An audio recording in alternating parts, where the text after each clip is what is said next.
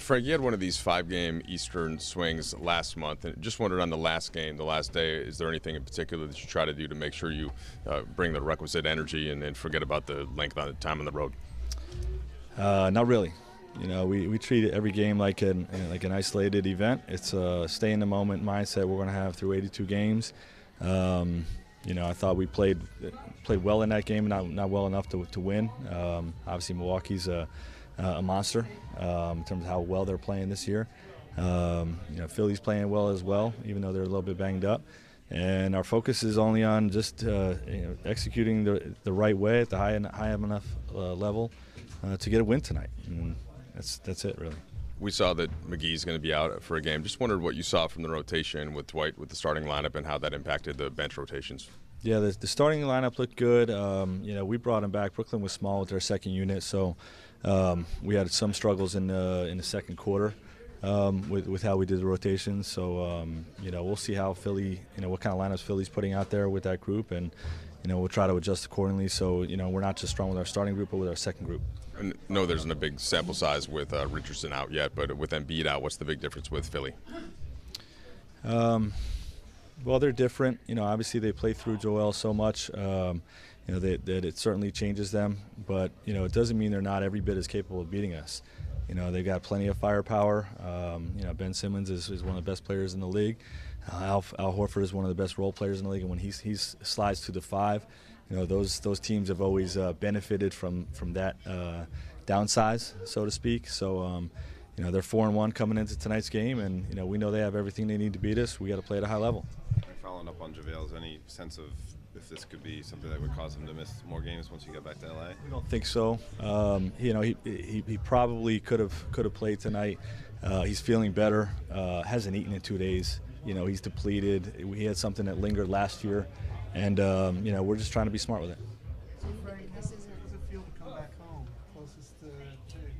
It's always special coming back to Philly. Grew up in South Jersey, and got to work for the Sixers for a year. Rooted for this team my whole life growing up, until I started working in the NBA, obviously, and always be a special place to come.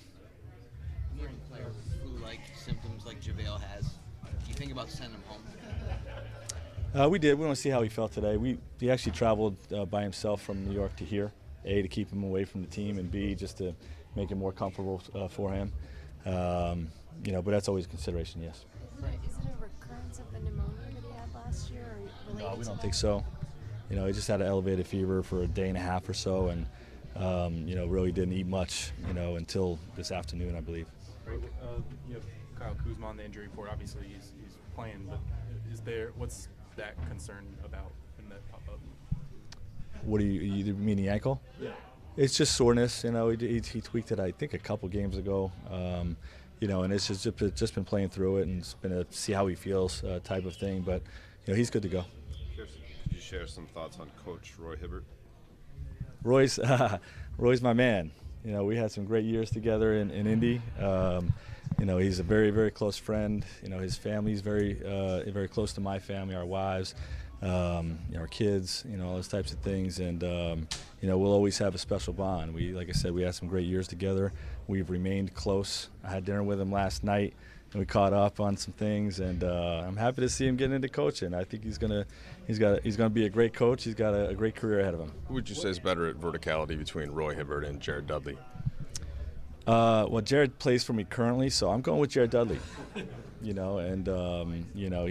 a pound for pound thing. It's really not a fair comparison, apples and oranges, and they're both elite. LeBron going into tonight, obviously needing 18 to pass Kobe for third all time. Do you go into a game like this excited to see history, expecting to see history, thinking about what that moment might be like? A little bit, just because I know there's a buzz around it. But really, so much goes into preparing for an NBA game that, my focus is really on trying to get a win tonight, and that's really all that my focus is on. That sort of thing happens naturally, and when it happens, it will be witnessing history, and it'll be an exciting thing to be a part of.